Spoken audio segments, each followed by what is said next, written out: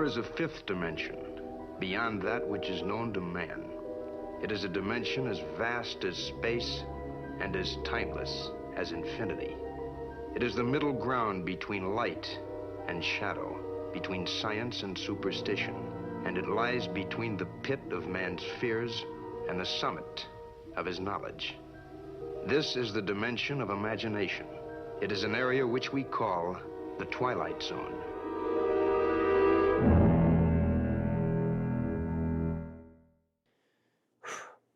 New York City, March 25th, 1911. The sky is clear. The workday nearly done. Inside a tall gray building near Washington Square, rows of young women hunch over sewing machines, stitching dreams into their cloth. Their daughters, sisters, and immigrants and breadwinners. They are survivors in a world that offers no safety net, only sweat, soot, and steel. But in exactly 18 minutes, this ordinary day will vanish into horror. Doors will be locked, exits will collapse, and the choices left to them will no longer be between lunch or hunger, but between fire and falling. What you're about to hear isn't fiction. It happened just once, but echoes still. This is the story of a tragedy that changed a nation. It begins not in flame, but in indifference. Welcome to the Triangle Shirtwaist Factory Fire. At the beginning of the 20th century, the United States was rapidly industrializing. The Industrial Revolution, which had transformed Europe, was now full swing in America. Factories, powered by steam and electricity, were reshaping cities and economies. With them came an influx of immigrants, millions of people arriving from Southern and Eastern Europe in search of a better life. Cities, like New York, became crowded and chaotic, filled with smoke, steel, and sweat. Workers, especially women and children, were employed in dangerous and exhausting jobs. Labor laws were minimal, wages were low, and working conditions were often inhumane. Many found work in the garment industry, where clothing was mass-produced in cramped factories known as sweatshops. It was in one such factory on a seemingly ordinary Saturday afternoon in 1911 that one of the deadliest workplace disasters in American history occurred, the Triangle Shirtwaist Fire. On March 25th, 1911, the Triangle Shirtwaist Factory in Manhattan was operating as usual. The factory occupied the top 3 floors of the Ash Building, near Washington Square. The workers, most of them young immigrant women, were cutting and sewing shirtwaists, a popular women's blouse of the time. Around 4:40 p.m., a fire broke out in a scrap bin under a cutting table on the 8th floor. The build was filled with flammable fabrics, remnants, and paper patterns. The fire spread with terrifying speed, fed by the cotton, tissue paper, and wooden work tables. Flames leaped from floor to floor, and smoke poured into every corner of the workspace. Chaos broke out as workers scrambled to escape. There was no modern fire alarm system.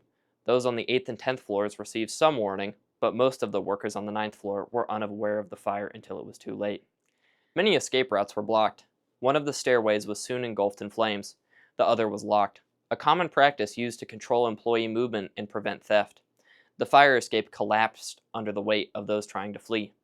Some workers tried to use the elevator, but were soon stopped. After just a few trips, the elevators completely stopped working. A few tried to climb down the elevator cables or jump into the shaft, often with fatal results. Others were left with no choice but to go out the windows. With flames behind them and no escape, dozens jumped to their death from the 9th floor, landing on the sidewalks below for pedestrians to see. In just 18 minutes, 146 workers lost their lives. Of them, 123 were women and girls. Many were teenagers, only 14 or 15 years old. The majority were recent immigrants from Italy and Eastern Europe. The tragedy shattered families and devastated entire communities. Many of the bodies were burned beyond recognition, and families spent days searching hospitals and morgues. In some cases, multiple family members died together, sisters, cousins, or friends who had worked together side by side. Some of the victims were never identified. In April of that year, a large funeral procession was held for the 7 unidentified victims, drawing thousands of mourners from all across the city. For many, this event represented more than just a fire. It was a symbol of systematic injustice. The public reaction was intense. The horror of young women leaping to their deaths in plain view shocked the conscience of the nation. Newspapers printed the gruesome details. Photographs of the bodies, the building and the aftermath stirred outrage and sorrow in equal measure. The owner of the Triangle Shirtwaist Factory, Max Blanc and Isaac Harris, were brought to trial for manslaughter. However, they were acquitted.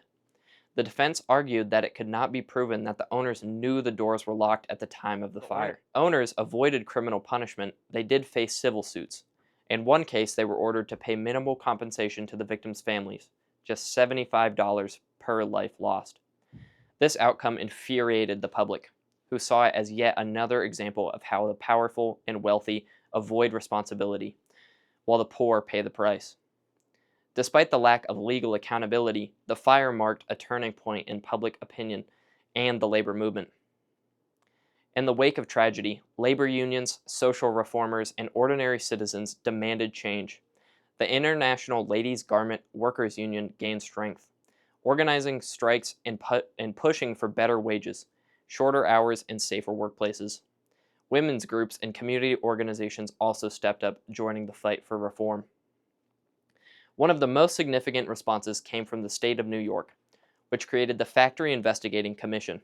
Over the next few years, this commission helped pass more than 30 new labor laws, which included requirements for unlocked and outward opening exit doors, mandatory fire drills, proper fire escapes, improved building codes, sanitation standards, and limits for working hours for women and children.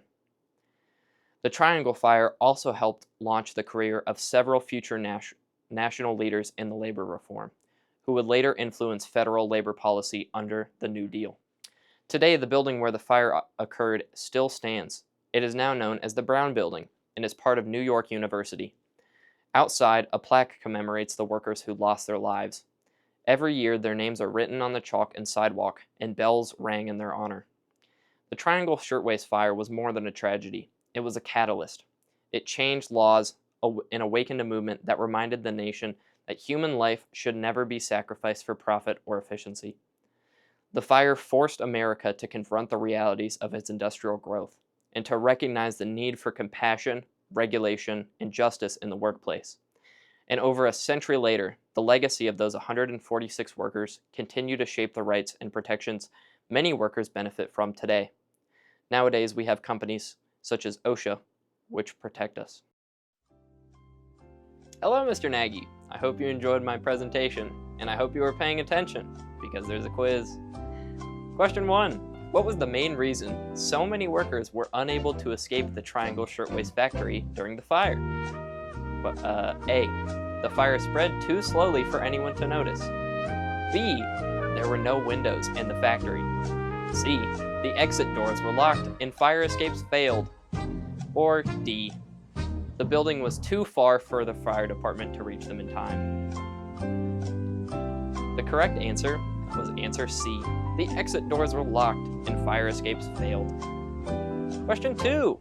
How did the Triangle Shirtwaist Fire influence labor laws in the United States? A. It led to the complete ban of all garment factories in New York.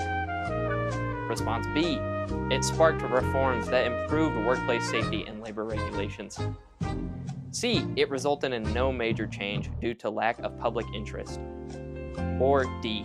It led to the privatization of fire safety systems. The answer was B. It sparked reforms that improved workplace safety and labor regulations. That is all. I hope you enjoyed, and I hope you got those questions right. Have a good day.